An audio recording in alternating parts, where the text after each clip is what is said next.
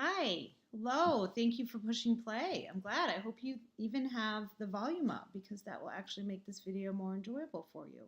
I wanted to shoot this and I've been wanting to do it for weeks and probably months, but I am never in my house alone without my kids running crazy. So I took a little time this afternoon to run home and spend, I don't know, 5 minutes with you. I'll do my best to keep it short. So I wanted to talk about clean eating and the transition that I've made that you all have not seen. So I did a lot of work behind the scenes before I started posting and sharing because I really was so busy working on myself. I wasn't in a position to take that public. And everybody lacks confidence while they're in their journey. So it's not like I felt like I could share because I hadn't made enough of a transition yet, which is a crazy way to think. So don't think like that. But I talk a lot about clean eating now, and I want to encourage people to take processed foods out of their diet and um, eat more whole foods and prepare more foods at home. But it was not an instant transition for us. And I will be 100% honest that I still eat foods that I want to eat. I am a total foodie. I have always loved food. In fact, that's really why I could never make progress before. I loved working out. I would work out for hours a day sometimes.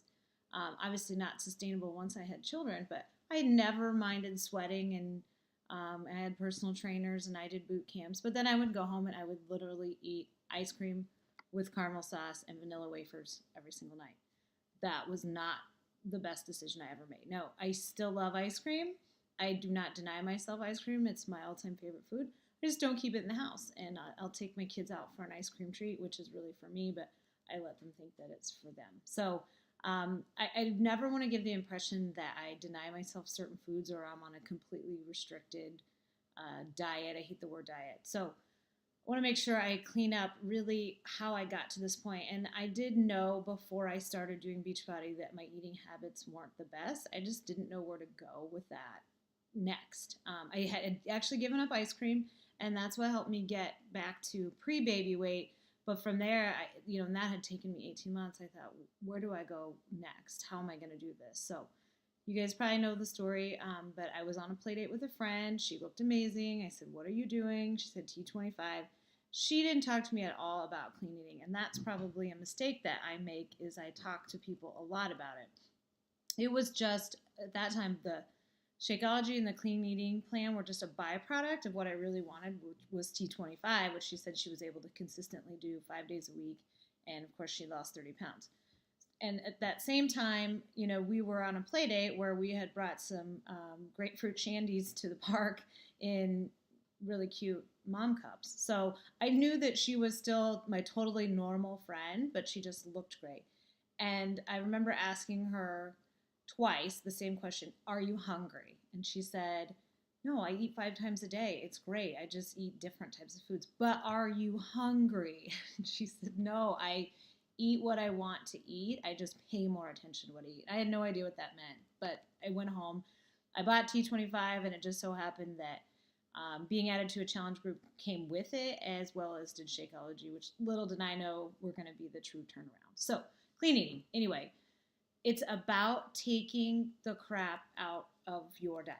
That's all it is. It's the way you eat and changing it from fast food, processed food, boxed food to chopping fruits and vegetables and making more things with whole foods together. And it doesn't mean that you're going to make your own bread and you're going to make your own pasta, but you are going to go to the store and you're going to look for things that have been minimally processed. So it is very possible. We actually eat red lentil pasta when we have spaghetti. So we have red lentil pasta and a homemade marinara, and I make a huge batch of the marinara. I freeze it. I also use that as the base for taco meat, and I use it for the base for minestrone soup that my family absolutely loves. So we make our own sauce. It takes about 10 minutes to put all the ingredients together, and I think it takes an hour to simmer. So it's something that we do right when we get home, and then we get all of our stuff ready for the evening, boil the noodles, sit down and eat. So the red lentil pasta, again, I don't make it myself. It's got one ingredient, which is lentil flour. That's it. I like things that have one ingredient in them. the marinara sauce that I make. It's, tomatoes.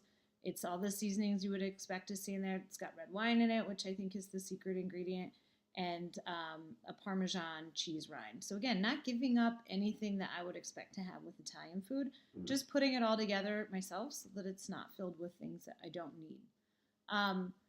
Going back to kind of that fear of starting, I remember the first day when the suggestion was to go to almond milk, and I thought, I can't be done. I've never even tasted almond milk. I'm sure it's gross. And then my coffee creamer, my beloved coffee creamer. I remember messaging the host of the group saying, "Are you sure? Are you sure that I can't have coffee creamer?" And she said, "Look, if we recommend you try these things, if they really, give it a few days. If you really need that creamer, go back and have the creamer." And I was like, okay, that's all I needed to hear. I have yet to put that creamer in my coffee, and it's been over a year. But knowing that I could if I needed to really made me say, okay, I can make this leap. And so that's what I tell people now. Because the next thing that people don't want to give up after coffee creamer, it's probably a tie for first, soda and diet soda.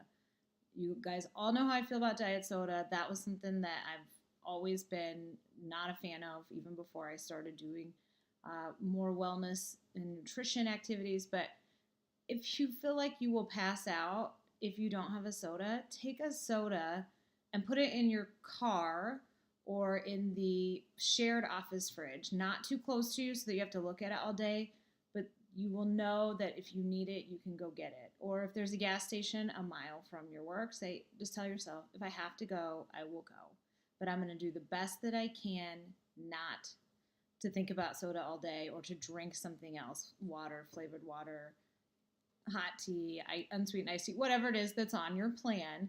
That doesn't mean that on Saturday when you go to have a cheat meal, and if you're doing any of the plans, the cheat meal is baked into every week's plan. And it's a guilt-free time for you to do what you want.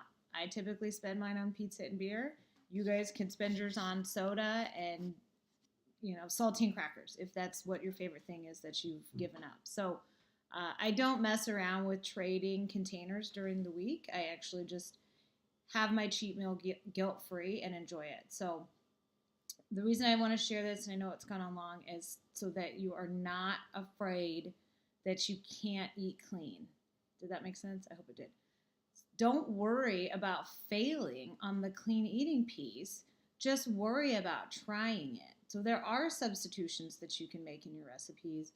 There are ways to eat your favorite foods by subbing out certain ingredients for others, or even recreating anything that you're buying in a box right now can be recreated at home, and you can take out all the extra stuff. So time is another factor that's related to that, and I can't get into it right now because the video's gone long. But I just want to emphasize that clean eating is not a 100% give up everything. It is a lifestyle choice that I make, and when I make the decision to eat a piece of cake at a birthday party, I am not worried about it. I don't care if the cake came from an organic baker. I don't care if it came from the Hy-Vee down the street or if it came from a box in somebody's kitchen. I'm at a birthday party. I'm going to eat cake.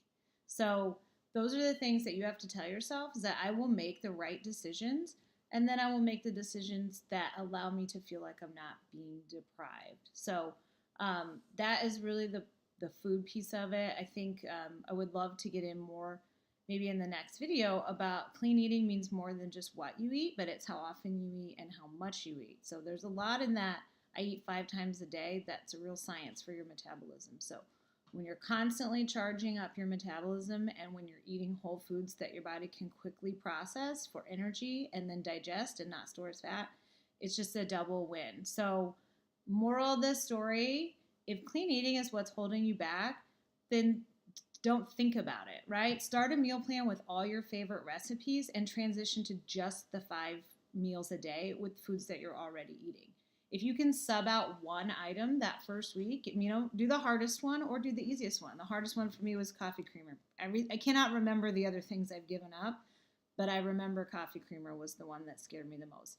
Do the hardest one first or don't do it at all, but make some changes, and I promise you, you will feel great, and you will start that momentum principle of changes that will make you want to see more. So, okay, now it's really long. I have to go. Thank you for watching. Please message me. I love to do kind of customized swaps and tips for people. So let's talk about what is holding you back and how I can help you get past that. So thank you very much for watching. Goodbye.